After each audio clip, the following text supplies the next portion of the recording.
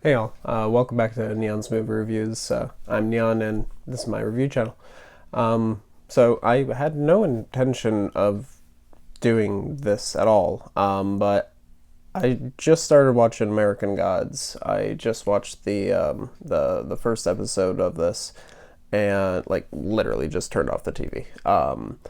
And this show's had so much going on in it. I was planning on doing a review at the end of the series, but just kind of the whole season, break it down by that. But just by watching, about 15 minutes into this first episode, I was just like, oh no, I'm gonna have to do this episode by episode. There's just so much going on in this show. This so and then this is full spoilers. Like, I'm not holding anything back. This is a fucking amazing show. Like, go watch this if you haven't seen this. Very, very graphic, very adult, very sexual. So just be warned. But it's fucking amazing. But yeah, this I don't even know where to begin. So episode begins, and you've got these like ancient warriors. They come to the America before it was even known as America, and they're stuck there. They don't have wind. They can't progress any further up the land. And when they try, there's like 1,000 arrows come out of nowhere and just take out this guy. And so they're just kind of stuck there. So they start trying to sacrifice things, and they realize that when they burn one of their men, first they try like they burn, or they heat up this knife, and then they stab out all the men's like right eyes with it. Very, very brutal scene. And then after that, after that, they burn a man as a sacrifice, and you see him like just screaming on the pyre, and and that causes the wind to come a little bit. So they realize, oh, okay, well, since this is the god of war, all right, this is what we have to do.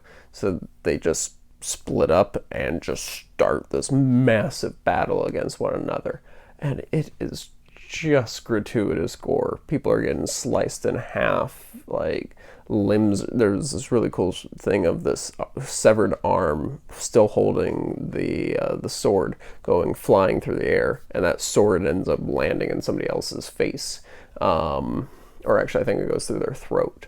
But super gory. And then the wind comes, and the survivors, they grab their stuff, immediately hop on the ship, head back to home, never step foot on a ship again. And then cuts to modern day, and we're following this guy. He's in prison. He's like getting out that week, and he's notified that he's getting out earlier. He's getting out today in like a matter of hours. And bad news is his wife just died. And so it's his kind of journey trying to get to her funeral. He keeps bumping into these very interesting people. There's this guy named Wednesday that he keeps bumping into, who is just an awesome character. And he ends up crossing paths with him again and again and again, and ends up taking a job from him. And that's where things get really interesting. Right after he agrees to take the job, this tall Irish guy comes up to him, and he starts talking, and he's just like, "Oh, what are you?" And he's just like, "I'm a leprechaun." And he's just like, "Aren't all leprechaun? Aren't you a little tall for a leprechaun?" And he's just like, "No, it's a very common stereotype." And he's a real cool character. They end up getting into like this drunken bar brawl, and then he's heading over to the funeral. Finds out at the funeral that, or on his way, he also finds out that like his best friend also died. And while at the funeral, his best friend's wife basically drops the bomb that he died, or that they both died in this car accident while she was giving him a blowjob. Actually, in the accident, it actually severed it. She goes into it. She's like half drunk, half hysterical, angry and sad. So she's just all over the place. She's a complete mess. And she's just dropping bombs left and right. And yeah, so he's finally gets to this funeral just to find that out. And then like at the end it gets really weird. So he leaves her. She like tries to like have sex with him on top of the grave. He's like tells her no.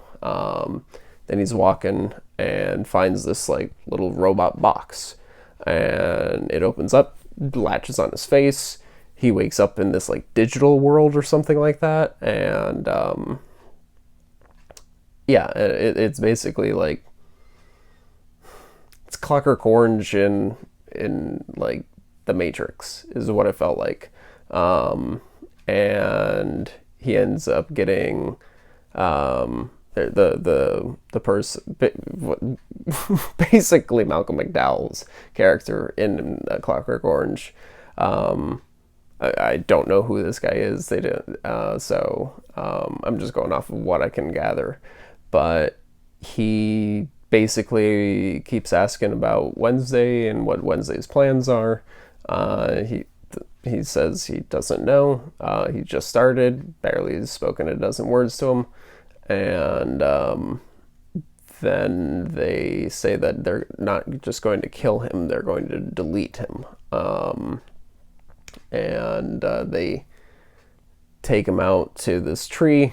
They put a noose around his neck, hang him up by the tree, and then noose gets cut, blood starts flying all over the place, and he drops down to the ground, looks up, sees like the last of the blank-faced digital people, that like bodyguards that were doing this.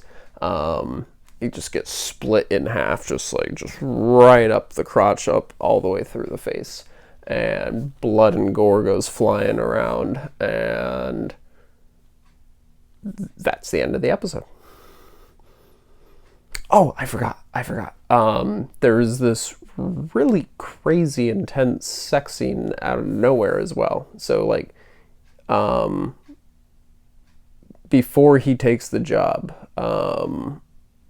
at the bar, so it just cuts over to this guy. He's like goes on this blind date with this girl he meets online.